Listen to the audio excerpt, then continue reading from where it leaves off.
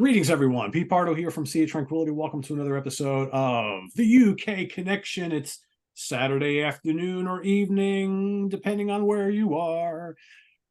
Yes, no, maybe. Could even be the morning for some folks, right? Because those who are too lazy to watch this the day we air this show, you missed out on the fun, the live fun, right? Well, we're not actually live, but, the live premiere, that's always a fun time. Anyway, let me introduce my colleagues, as always, Mr. Steven Reid from Scotland and Mr. Simon Bray from Lancashire. What's going on? It's good. Right now, I'm actually in Yorkshire watching John Lee's Barclay James Harvest. Right now, on this Saturday evening, that's exactly what I'm doing right now. Have fun. That's very cool. This is a hologram. I hope you're enjoying yourself. Are you having a good time? Are they kicking butt? Is there lots of Mellotron? There's an orchestra. Fucking right. Even better. Nice. That's pretty crazy. I don't know if anybody can tell, it's driving me batshit crazy, but we're approaching that time of year where that late afternoon sun is hitting, and I'm getting all these weird, oh, there it is. See, look at that. I'm doing the Bob Catley thing. You see that? Yeah, this is the time of year on the UK Connection where Pete has all sorts of weird glare things going on at the time that we record these episodes. So yeah, without giving too much away.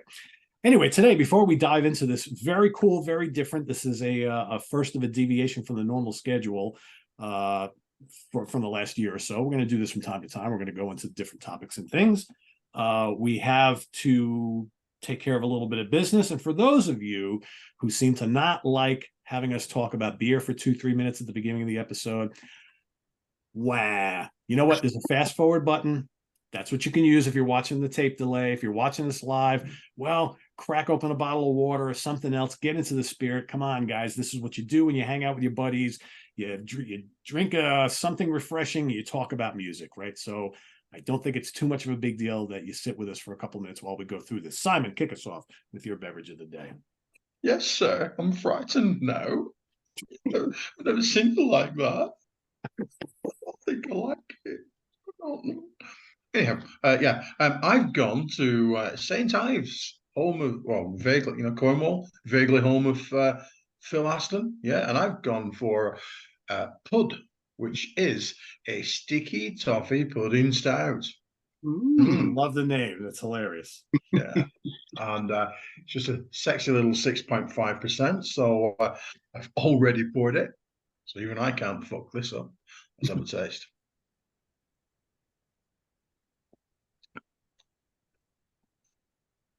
It's nice, but I'm not exactly wanting to pour cream on it or custard or anything like that. So, but yeah, very nice indeed. That may be a good thing. Everything can be improved with cream or custard. Custard. Yeah. Okay. Yeah. Okay. I will subscribe to that theory. Thank you. I'll give you that. Okay. See how succinct I was there. Yes, absolutely. I may not be. Who knew? So I've gone for a beer this week that I should have probably only once in a lifetime. Or if I drank too much of it, I'd be on the road to nowhere because I've got talking head. That's what I've got. Okay. Hey, see what I did there? This is an American pale ale. This is from he says, having read this earlier, Williams Brother Brewing Corporation or Company, which is from Alloa. It's 4.4 and the blurb on the back is great. This extra pale ale is an assertive blend of US hops, not just US hops, they're assertive. Like David Byrne. Or like Pete. Okay. Through aromas of pine, a tomahawk hit of soft, ripe, and tropical fruit explodes on the palate. I mean, that sounds like one of your reviews. I was going to say there's so much hyperbole there. I could have written this shit. Can we recruit that person? I've got a new Trevor Rabin album here to review. I think we could use that person, right? I'll get it. It needs a sticker. That can needs a hype sticker. It needs a hype sticker. Well, it's got the hype on the back, but it needs to be a sticker on the front. I mean, it's kind of got a look of almost a sticker. Look, it's not a try. That's almost like a sticker on the front. I appreciate their efforts there. So yes, looks like that in the glass. It smells very hoppy, very citrusy. It smells great. Oh yeah, that is as hoppy as a hoppy thing. Lovely. Very nice indeed. Like Simon, I'm going the stout route. tonight. This is called Gunner's Daughter Milk Stout from the Mast Landing Brewing Company. 5.5% alcohol. What do we got here? Contains lactose, does not contain peanut or nuts. A beautifully aromatic and balanced milk stout with delicious notes of peanut butter, coffee, and dark chocolate. And it looks kind of like this. Nice. Really heavy smell of peanut butter, but even has a chocolate peanut butter flavor. Oh, this is really good. Wow. Have you guys ever had Samuel Smith's organic chocolate stout? Yes. That's kind of what this tastes like. It's a little on the sweet chocolate side, but it's really smooth. Oh. It doesn't matter what you pour if it's a light beer, and this is lovely. This is really nice. I prefer a dark beer. This is really nice. The beers that you two gentlemen have just look nicer. They just look more impressive in the glass. A dark beer just ticks all the boxes, doesn't it? It just looks fantastic. But you've got a super cool Stormtrooper glass, though. So Yes, I was just going to say that.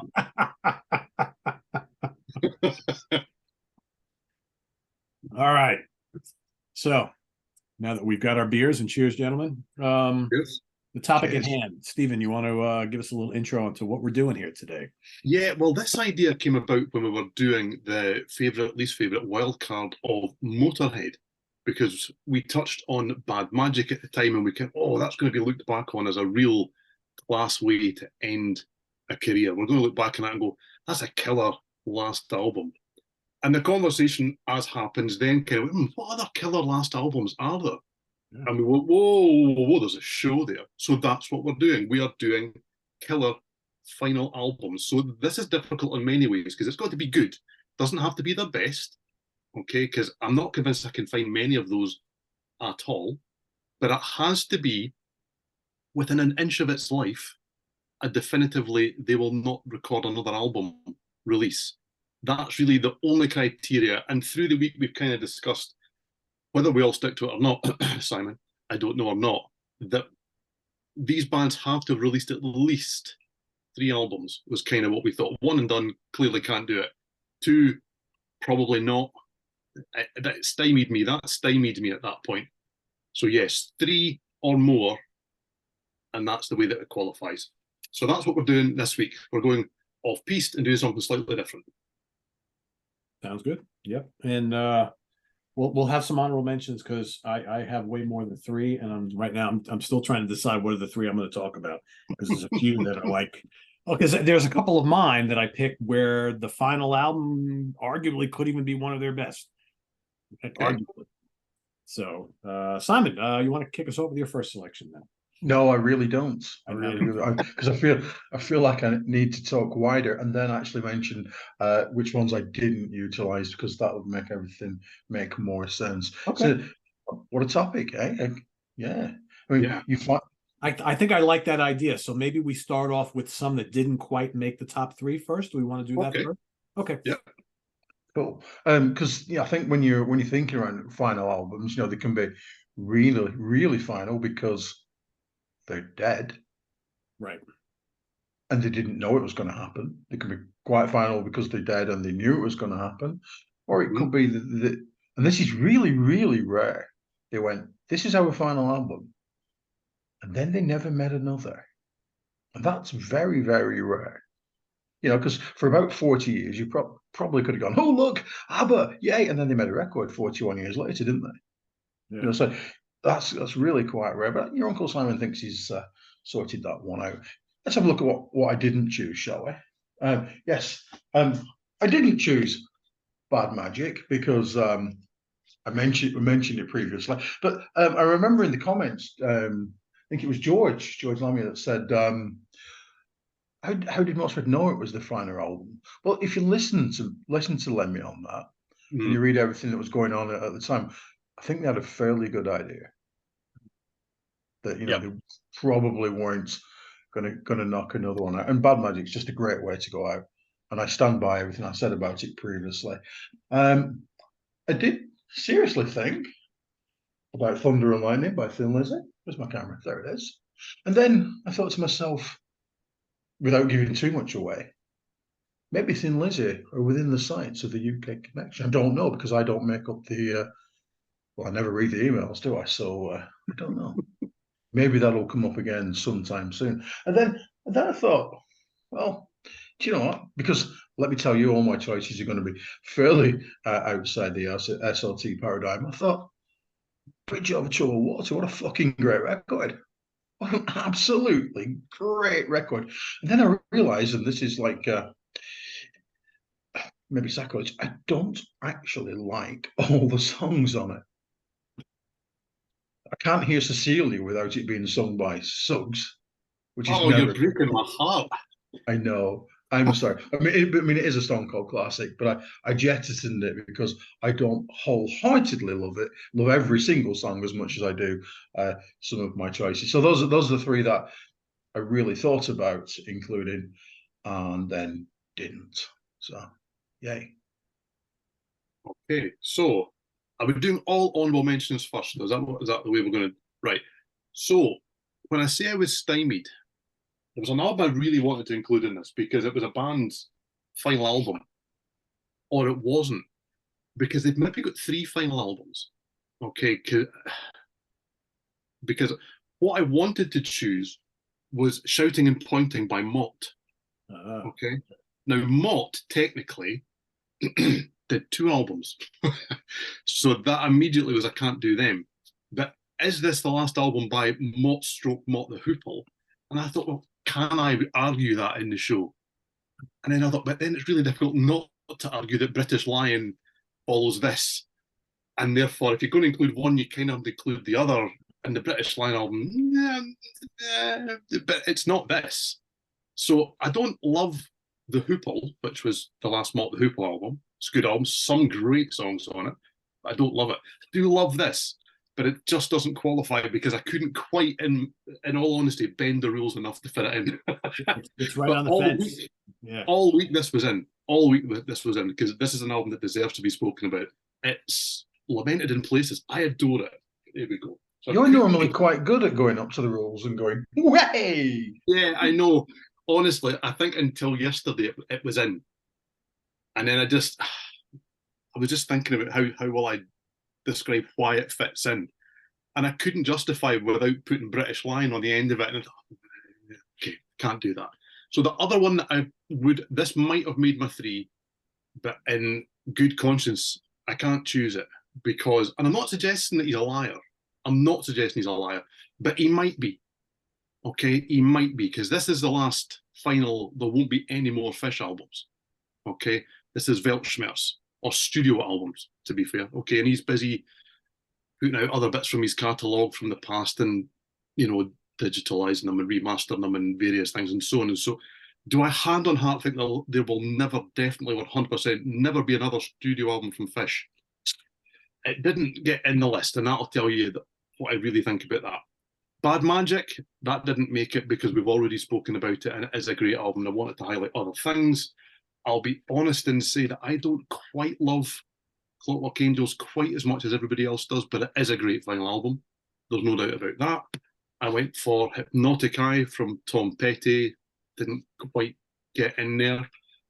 I went for Rock Drill from the sensational Alex Harvey Band, which I really like. It's a great album. It's not really fully representative of the band. It's a bit more progressive and a bit more out there. And it's, I think, compared to a lot of the catalogue, it doesn't register as a classic. So it didn't go in. And the last one is slightly off the wall. This is the last album by Vow Wow, okay, who then morphed back into being Bow Wow. And Vow Wow will never return. This is Mountaintop. I think this was Japanese only. I love the gimmick here. There's a gimmick here, okay? They'll go, oh, look, Steven's lost the back of his CD. No. This is a limited picture CD, which means they didn't have to bother spending the money on making a cover for it. They want to show the disc, right? Yep. Yeah, absolutely. So if you like Vow Wow, this is a really good album. It wasn't cheap because I got it Japanese and all that kind of stuff many moons ago before postage basically involved selling all your children. And so, yeah, I like this a lot. But that's what didn't make it for me for a variety of different reasons. Okay. I also have Thunder and Lightning. Very good up there. Was definitely in consideration. Now, when this came out, I don't think we really knew that it was their final album. Basically, everything we've heard since then is that they will no longer do any albums. They're done as a recording band. They might play the occasional one-off show here and there. Long Day, Good Night by Fates Warning. Excellent album. Really like this a lot. When I heard they were calling it quits in making albums, I was surprised because this is one of their best in years. We got Universal Juveniles from Max Webster. Terrific album. Max is done. I mean, basically, you've got Kim Mitchell does solo stuff, but the rest of the band have been kaput for a long time. I also really like this album a lot in their canon. Heartbreaker by Free, solid record. Not, I wouldn't say one of their absolute best, but it's still pretty damn good. I've also got Clockwork Angels, which I like quite a bit. I've also got the Motorhead, and this one's kind of tricky. Actually, my next two are kind of tricky here.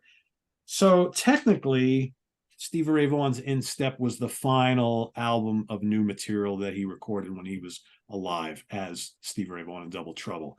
But then after he died, they released The Sky Is Crying. Either way, I think they're both really good. So a good honorable mention. And last but not least is Toto, Old Is New. So apparently Toto legally cannot release any more albums under the name Toto. So Steve Lukather now is just doing solo stuff with most of Toto in the band, but they can't release an album as Toto. But this is kind of a weird one because it's kind of like a collection of songs they wrote years ago and more recent stuff re-recorded and using old tapes and things like that. So there's some new stuff, some older stuff on it, but all previously unreleased. So I guess this kind of counts, but this is pretty damn good as most of the solo albums go. And yeah, I'll stop there and we'll go back to Simon. I forgot one of my honorable mentions, but with Simon saying that most of his fall outside of the Paradigm SOT, I'm going to leave it here for just now and see if he mentions it. Okay, cool. No pressure. I'm doing all three, am I? Or one? Well, yeah, we'll go one at a time. Yeah. Okay, fantastic, excellent. First one, stepping outside the SOT paradigm. I'm going back to 1972, when I was but a lad. Yes, almost a fetus. This is a record that is seeped in tragedy. It took just 2 evenings to record. It's the Raining Blood of folk music. It's Nick Drake's Pink Moon. Yeah. Yeah, you didn't think your Uncle Simon could get down with this shit, did you? No, you really did. Oh, I'm absolutely this is not where I thought we were going. Wow. It's absolutely awesome. And it's his 3rd record, so it just about fits in. When I got that email, yeah, I'm all right, everything's okay. Yes, indeed. Otherwise, I would have ignored that email, as you know. Essentially, it's just one man, his voice and his guitar, apart from the lovely piano that's on the title track. His first 2 albums are really quite lush and stringy and brassy, but this one's just one man and his thoughts, which yeah, sometimes when you actually listen to you think, oh God, really? And yet you can listen to it on more than one level because it's so the guitar work is so kind of like pleasant and melodic and uplifting. It's one of those you can stick on and like kind of just wander around the house and kind of potter. But when you're listening to it, you think, oh my God. For instance, Place to Be. And I was greener than the hill where flowers grew and the sun stood still. Now I'm darker than the darkest sea. Just hand me down, give me a place to be. Oh, sounds so depressing, especially that he died shortly thereafter. But it isn't. It really is quite an uplifting kind of thing, and the guitar work's brilliant. Really, really, really is good. If I knew anything about guitars, I'd talk about his apparently slightly odd tuning and stuff like that. But that's not the stuff that floats my boat. You don't see any guitars behind me, do you? No, you really don't. It's one of those records that in the past, maybe if you had it on cassette or something like that, you were listening to it late at night in the room by yourself, that sort of thing. One of those nighttime records, but it's much more uplifting than I have made it seem to be. And as a 1, 2, 3 and out, just what a catalogue, really. Just saying. He's one of those guys that so many people that I meet and talk to and work with these days speak so highly of, and I have never listened to any Nick Drake albums at all, ever. I know nothing about that album either, to be honest. There you go. I'm very intrigued though, because so many people say so many great things about him. So I'm There are really only three. I don't know if it's going to be up my alley based on what I've heard, but I'm intrigued enough to go listen. I've seen you do well. It's not the same, you know.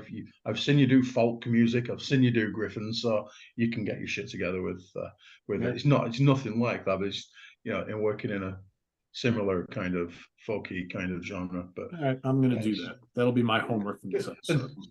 how kind of proggy is the cover? Oh, Very. 100%. Yeah, it's a cover I know well because I've picked it up often when I've been browsing records and thought about buying it on the strength of the bizarre cover, and then put it back again. To be fair, but it is cool.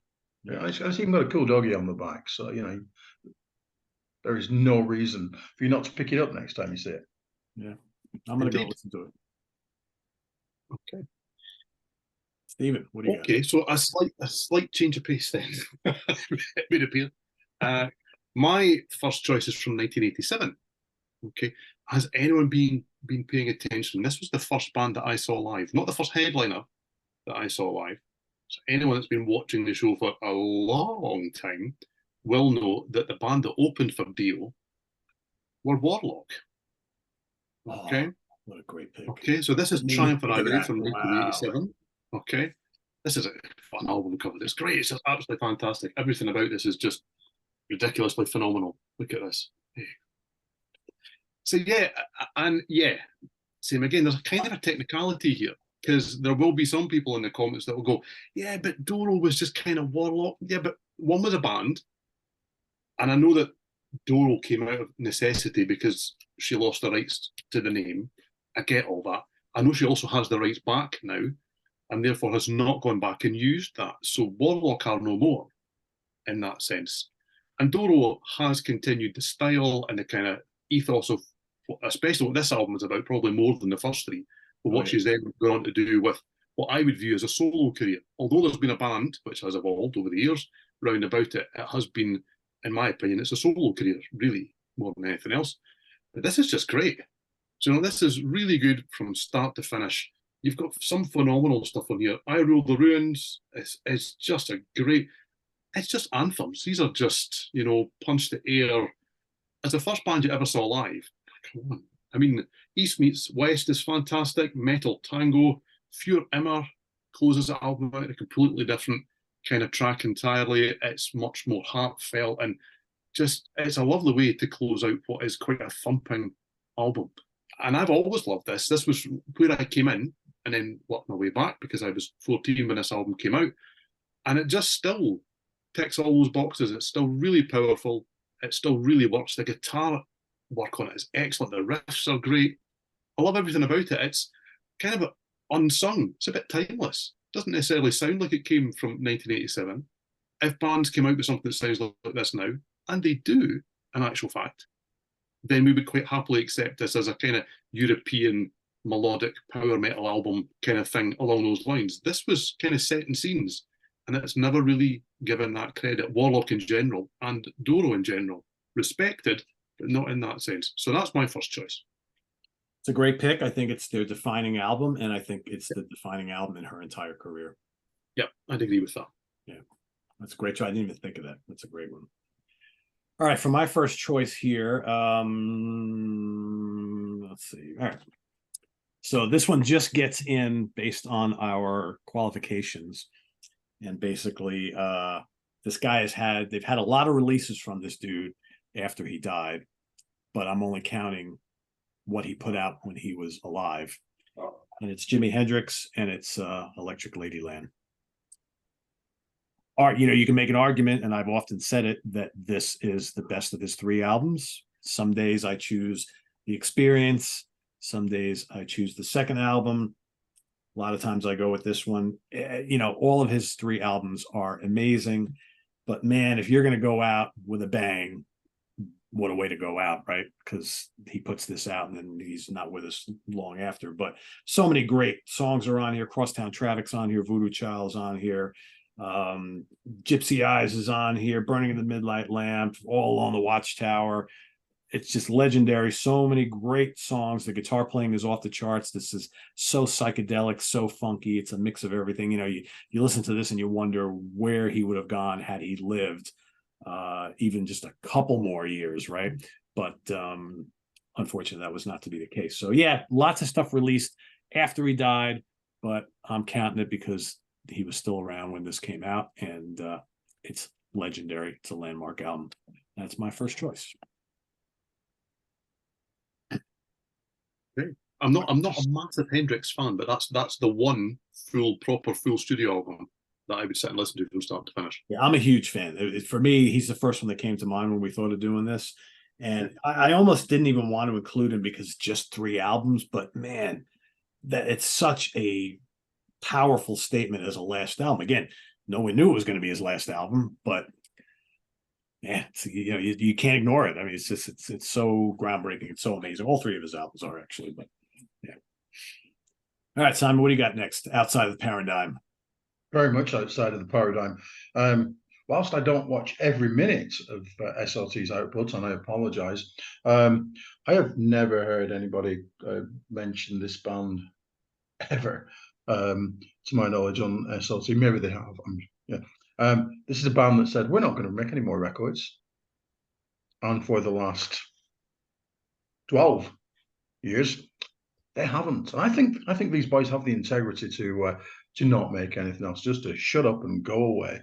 No, they won't do that. But nonetheless, I don't think they'll put any more music out.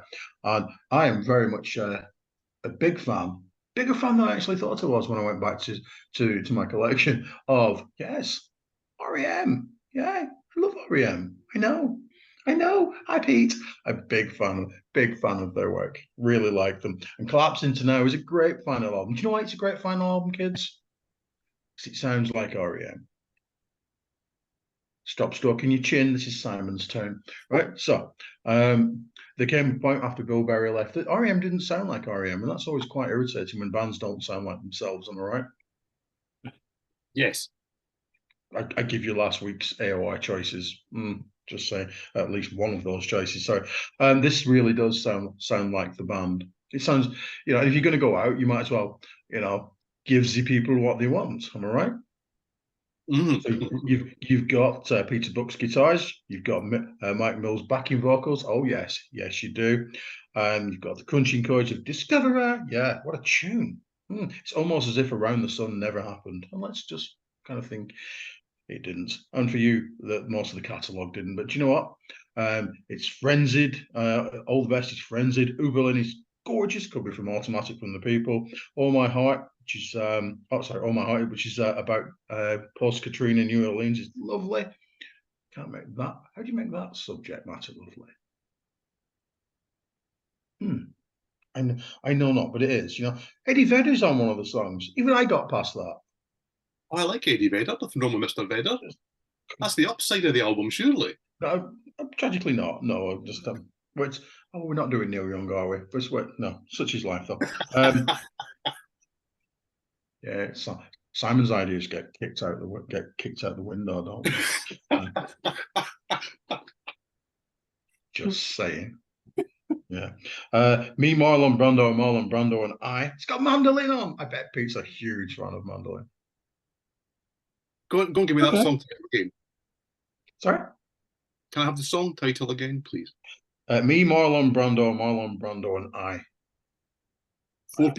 Tragically, you can actually tell what he's saying on this, whereas on the early albums, you couldn't tell the goddamn word the motherfucker said, could you? Mumble City.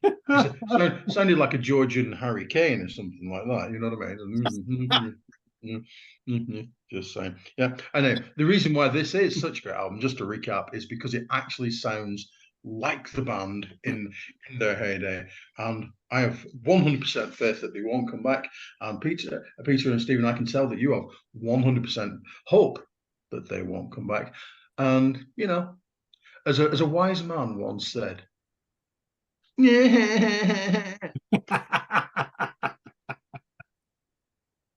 my choice, my time. That's right. Absolutely. And all of you folks lamenting the fact that we have never talked about REM in a positive light anywhere on this channel in all the years we've been on, you just got it. So there you go. Well, for some strange reason, just for a split second, Simon just took me right back to Blackie Lawless. Because he stood in front of the crowd, he said, I'm going to split you right down the middle, to my left and to my right.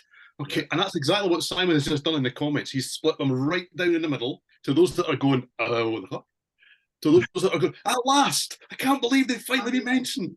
Yeah. So he split the three of us too. So that's fantastic. There you go.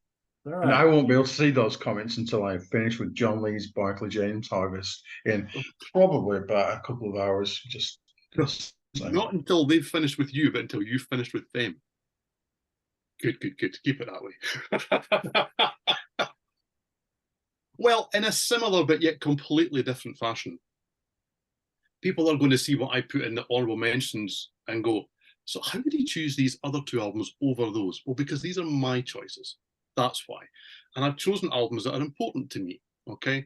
So in 1993, when I was the ripe old age of 20, music was going to shit, really, in real terms, do you know? And there were a few albums that just kind of held things in place for me. And I listened to Jam by Little Angels over and over and over. So this is the band's third and final studio album. Yes, there's two Posh to Mosh, Too Good to Last. It's old songs and some new songs put together. It was an album. It was released after this. They'd finished by then. Wasn't a new album. So Jam is their final album, okay? And I absolutely adore this album. It is UK rock's forgotten #1 album. This got to #1 in the UK. Nobody remembers this band. Do you know they opened for Bryan Adams at Wembley and all this kind of thing, and nobody remembers this band. And that's a travesty because they were absolutely brilliant. They debuted in 1989 with Don't Pray For Me. They followed it up with Young Gods. And there was a real kind of buzz about them. They were one of these bands that I saw supporting Cinderella. They supported Marillion, strangely enough. That was the first time I saw them. It really odd. Yeah, absolutely. Doesn't make any sense. But they won over a crowd that they had no right to win over. And this album is just a different thing. The first two are really well-intentioned rock anthems with a few ballads thrown in. It's just great UK rock music. This was a band kind of growing up right in front of you because these were young lads too. You've still got some really strong riff-oriented stuff like Too Much Too Young, The Way That I Live, I Was Not Wrong. It's got one of my favourite covers of all time, Tired of Waiting by the Kinks. The version on here it's just kicked up the arse. It's just so good. It's fantastic. And it's even got a ginormous keyboard intro that the band themselves say at the start of the song, sounds like Bon Jovi, right? And then they go into the Kinks and it sounds nothing like Bon Jovi. It's so good. But there's things like Splendid Isolation, so there's a bit of kind of psychedelic in there. Soapbox is an acoustic track. Womankind is a floating ballad, an ode to womankind. It's just really, really good. And I wish that it got more attention. This is a really massive album for me, always has been. Little Angels, Toby Jepson in general, who wrote most of their stuff, is one of my favourites. He's got a new solo album coming out. He was in Wayward Sons, still is, done a variety of different things. The rest of the band, not doing anything musically now. I mean, Mark Plunkett, who was the bass player, I believe was, or still is, Ronan Keating's manager. And I think he maybe also managed Boyzone in general. But it's a travesty that all these guys just kind of went away and did their own thing. They did do a reunion tour 10 years ago, 10, 11 years ago, and stated at that point that they would still never do another album. They split again after the tour, and they've stayed true to that. So yeah, that's Little Angels Jam. I absolutely love it. Yeah, you've talked so many great things about that band over the years. I think Tony Jepson's a great singer. Yeah, very talented. Absolutely. Yeah, really, really good. Underrated. He's been in Gun. He was in Fastway. The album that he did with them nearly made my honourable mentions as well because I really like that too. Eat Dog Eat.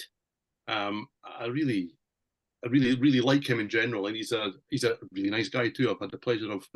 He's one of the few people that I've interviewed that afterwards I thought, oh, I enjoyed that. He didn't come across him being cunty in any way, shape, or form. Yeah, absolutely. He's just a genuine guy that loves the music and is really appreciative of the fact that he has, with a lot of ups and downs, I have to say, he's very candid about those, managed to make a career and a living out of it. He's been extras in Hollywood films. He's done a variety. He's a fascinating guy, very humble, really nice. And yeah, he's to say, Wayward Sons are excellent. and he's got a new solo album which he's just announced. So get behind the guy, folks, because he's really, really good. Cool. All right, my next choice. This album came out in 2003. At the time, I don't know if we knew that it would be their final album, but then the years went on and the years went on. They toured incessantly, but the years went on and we didn't get another album. And then the main guy in the band passed away, and that kind of was it. Hitting the Note by the Allman Brothers Band. Not only is it a great final album, it's one of the great albums in their catalog. In my opinion, the 4 studio albums that the band put out after their reunion in 1989 stack up just as highly as well with the rest of their catalog. And I'd argue that some of these are better than anything in their catalog, with the exception of the first 2 or 3 albums, maybe 4. This is the only album with on album anyway. They toured together forever, and there's a lot of live albums with them together, but Warren Haynes and Derek Trucks, this is the only album with the 2 of them appearing together in a studio album. 11 tracks, sizzling Southern fried blues rock, some stuff on here that made it into their regular set list. Desdemona is one of them. Rockin' Horse is another one. Heart of Stone, High Cost of Low Living. It's just a great bluesy album with amazing guitar playing. Greg Allman's vocals are still sensational on this album. Like I said, I'd argue out of the 4 studio reunion albums, this could be my favorite. It's not my favorite. It could be my second. Really, really great stuff. But of course, for this band to end finally, you got Government Mule full time for Warren Haynes, and you got Derek Trucks, who now has the Tedeschi Trucks Band with his wife, right? So I think for the Allman Brothers to finally end officially, you now have these other entities that are going very, very strong today. But great final album. Love it to death. So Allman Brothers, Hitting the Note. Back to Simon. That's a great choice, Peter. Well done. Thank you. Thank you. Go to the top of the class. Yeah. My final choice. It's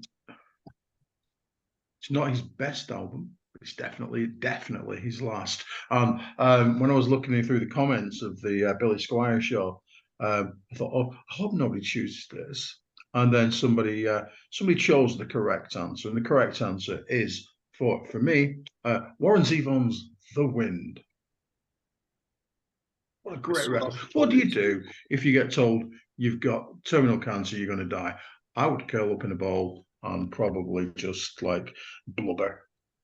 But no, Warren's obviously got on the phone and phoned up Bruce Springsteen, Tom Petty, Don Henley, Ry Cooder, Jackson Brown, Emmylou Harris, Joe Walsh, Dwight Yoakam, John Waite, Billy Bob Thornton, T-Bone Burnett, Timothy B. Schmidt, Tommy Schott, and Jim Keltner. Clearly, that album's going to suck with all that talent on. It's going to be an absolute turd, isn't it? Wow. How much it isn't a turd. It really isn't. It's quite raw and unpolished, because his classic records, that kind of West Coast sound to it, that with Waddy Wachtel and all the big name session players. This is really quite well raw. It's the way I'm looking for. It's just some really great tunes. Dirty Lives from Times, Disorder in the House, the version of Knocking on Heaven's Door. And don't know about you, I never, ever, ever, ever, ever need to hear that song again. Yeah, I'm with you 100%. This version's awesome, especially the bits when he's ad-libbing towards the end, when he goes, open up, open up, open up, open up. And think, yeah, well, it will be doing soon. It's just somebody staring down the barrel of his own mortality and making, an artistic statement out of it. Just a great record, really is. Sometimes it's quite difficult to say, well, this is a great record if nobody else in the room has heard it. So that's now what I'm attempting to do. But it's just a triumph of the human spirit. I think that's what it is. He could have gone, oh, fuck it. My Righty was a really good, I'll go out on that one. But no, he both made this record and stayed around for it to actually to come out. Yeah, and if you can get to the end of Keep Me in Your Heart Tonight, which has been on quite a few TV programs and films and stuff, and knowing the story and keep your shit together, then well done you. Yes, well done you. This is a really, really definitive final statement. Just saying, and I am fairly confident at this point I win. So yeah, next. Absolutely. Because everything's a game. That's right. That's right. Well, how do you follow that? Well, you didn't choose the honourable mention that I forgot. I forgot it. Dying to know what it is. Oh, oh. You see, now I'm the person that doesn't like that record. I do like that record. Yeah. Oh, but it's the first two are where it's at for me with the Police. It's not my favorite, but it's still great. It's not my favorite either. There's bits of that record that make me want to go. Ah! Really? Yeah, it's. No, I like that album a lot. Yeah. 3 or 4 songs in, and then it comes back. So, I mean, it's not a turkey, but no. Yeah, just good. That's another of Simon's things we're not allowed to do, isn't it? The Police. Yeah. Yep. I'll do the Police.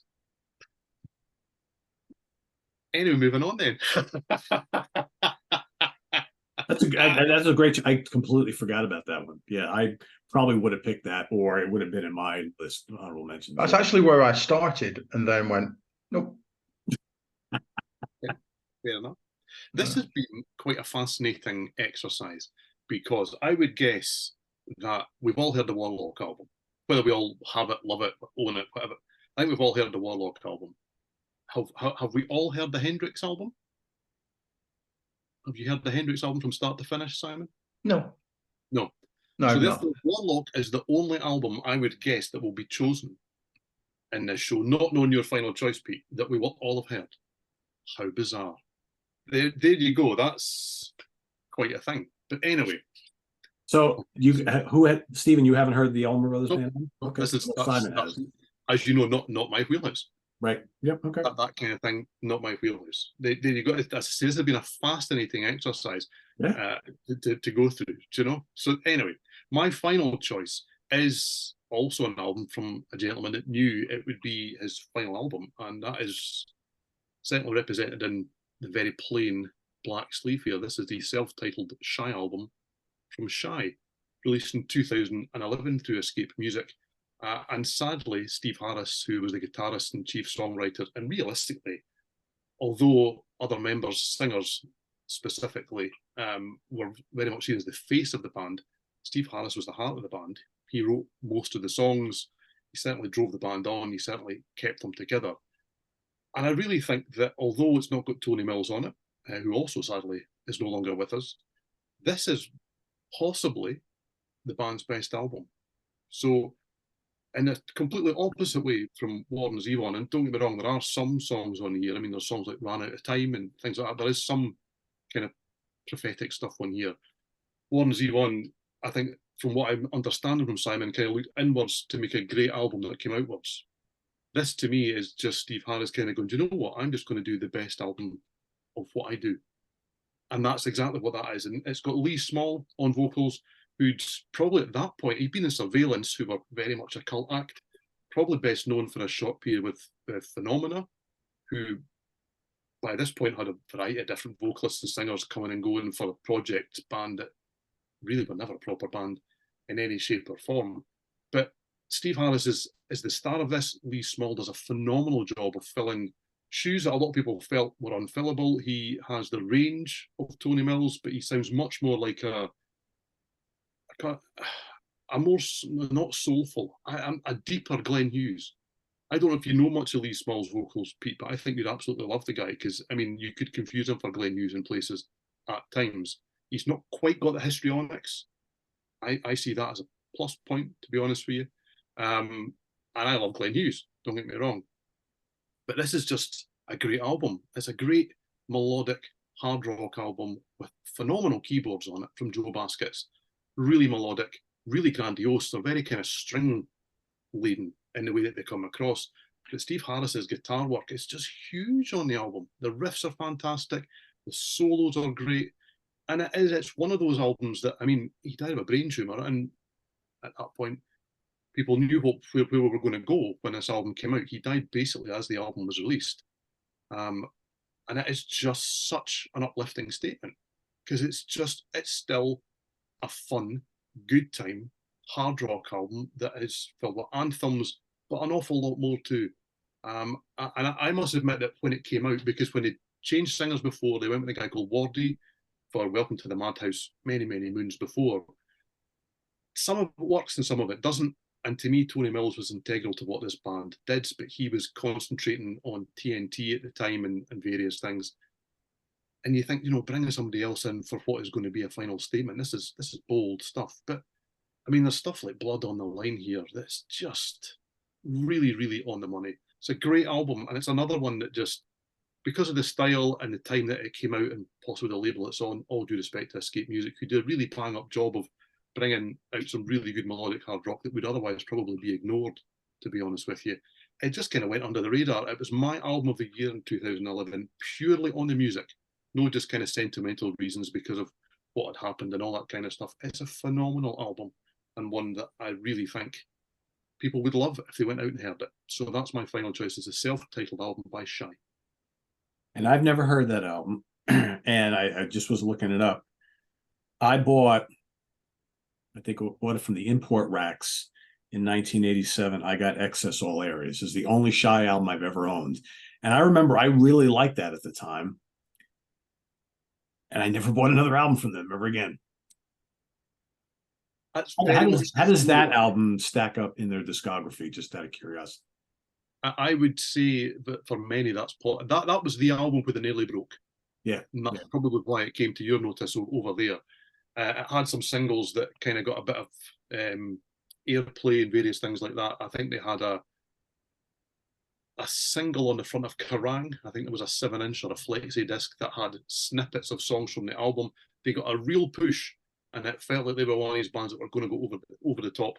That album is maybe more melodic rock stroke AOR. That album will come up at some point in a different show that we'll do. I'm pretty confident of that, to be honest. It's on the list, but I think in my view it'll be quite high on the list because it is a classic of its time.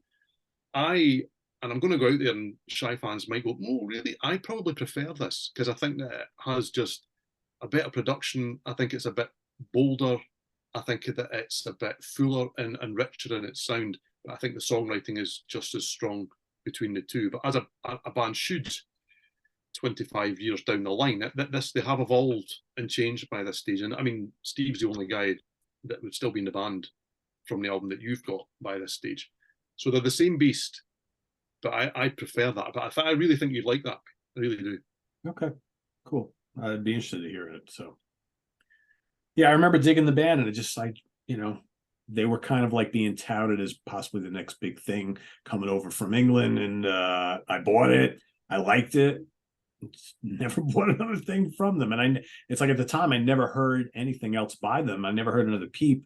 But then obviously, working with yourselves, I mean, I started hearing about them again many, many years later, that they were still a entity for a number of years afterwards. So that kind of classic UK story of, do you know what, this sounds like it would be big in America, and that's kind of where it all got pushed, and the sound changed ever so slightly, and it just kind of didn't work. We had the look, right? I mean, that album cover was like, it's like, okay, it looks like every other LA band at the time, right? So I was like, oh, this will fit right in. And I mean, buying the record, I'm like, it had sound. I was like, oh, this is cool. Tony Mills had bigger hair than Vinnie Vincent. I mean, come on, it was just utterly ridiculous.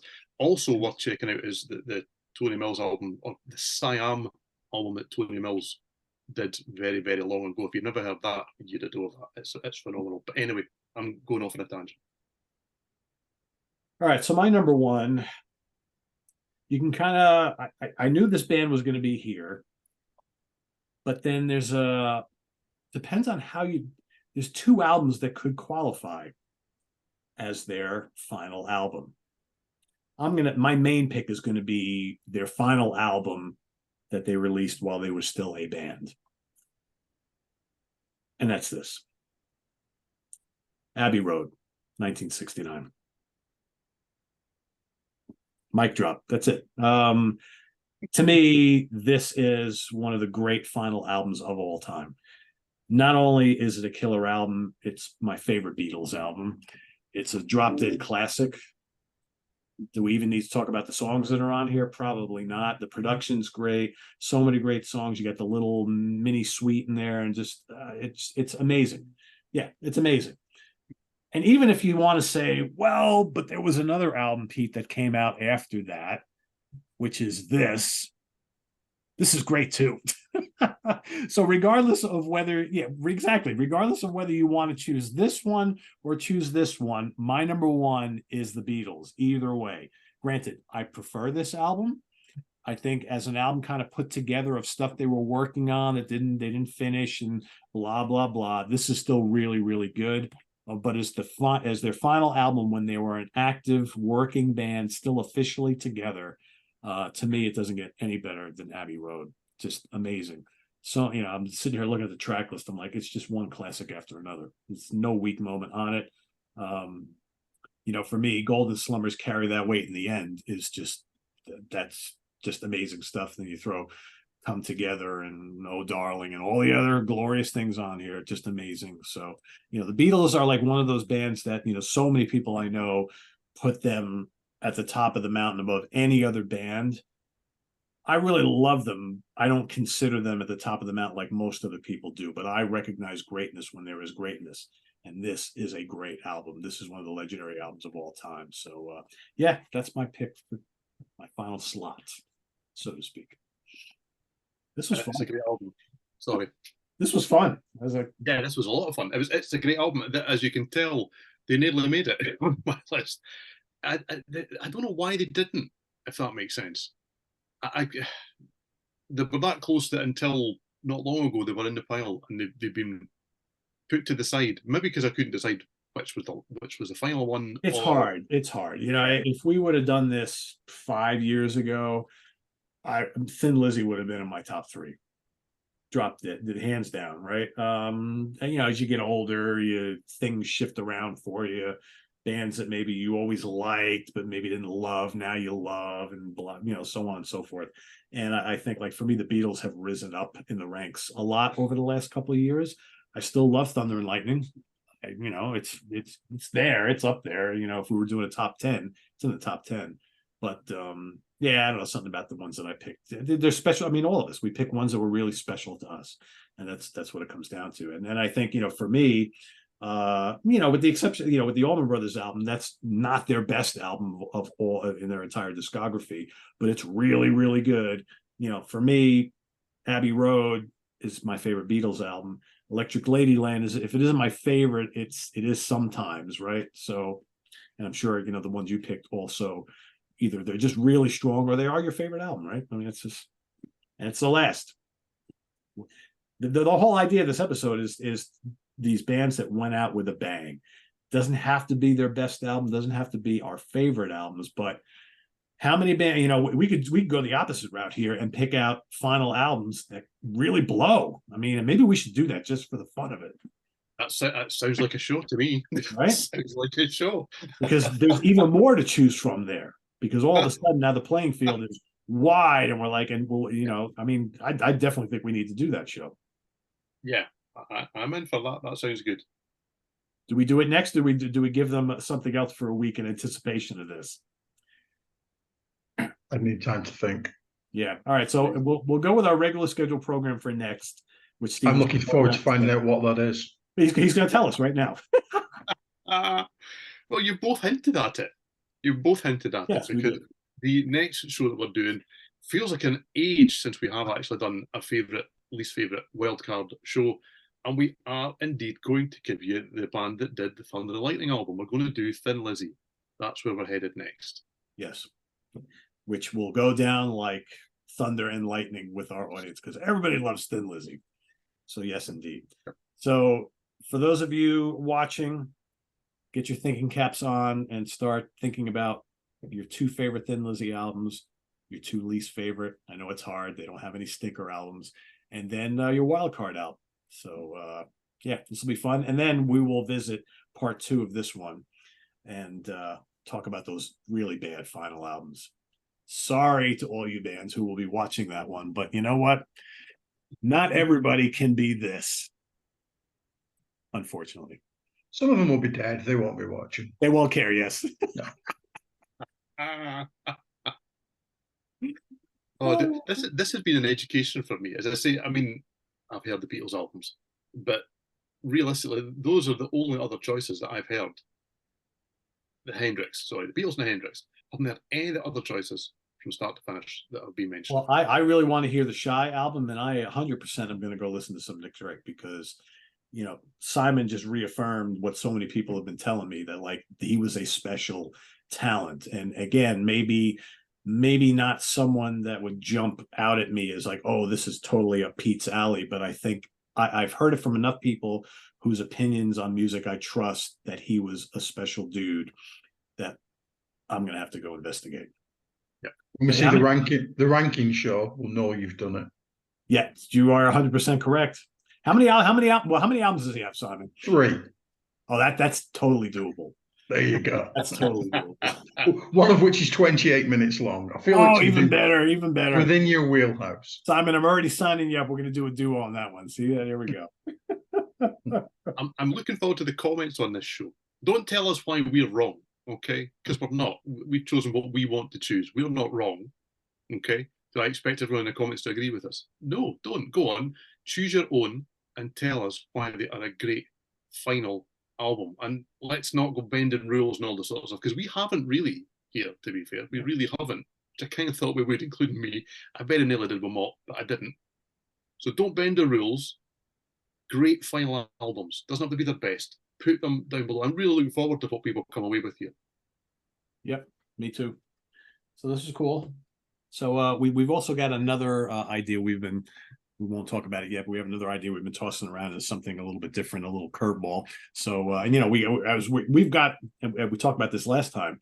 We've got like the schedule planned throughout the rest of the year.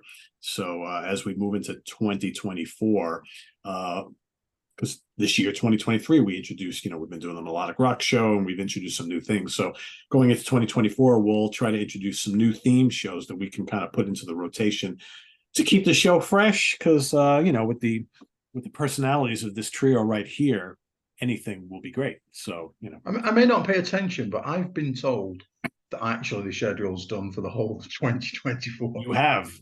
I'm now thinking that I'm going to have to move things around because I still want the end of year show to be end of year. Pete's just added a show and oh my God, my list. The calendar is in disarray. Holy shit. Well, got to keep you on your toes, Steven, you know? Because God knows it happens to me all the time. So you need to share my misery. You should see what I go through with the damn SOT calendar. Oh, my God. Anyway, thanks for watching, everybody. Visit us on the web at www.seatranquility.org. We're on Facebook. We're on YouTube all together all the damn time. Oh, do we all have a little bit of time? Yeah, we all have just a little bit left. Look at that. Well, hold on. No, we don't. Not anymore. I've got loads left. Can he do it? Not quite. I couldn't until you said that. Oh, me and my big mouth. Anyway, thanks for watching, everybody. Please, I hope for those of you who have already purchased our UK Connection t-shirt, which of course none of us are wearing today because they're probably in the wash. Mine is.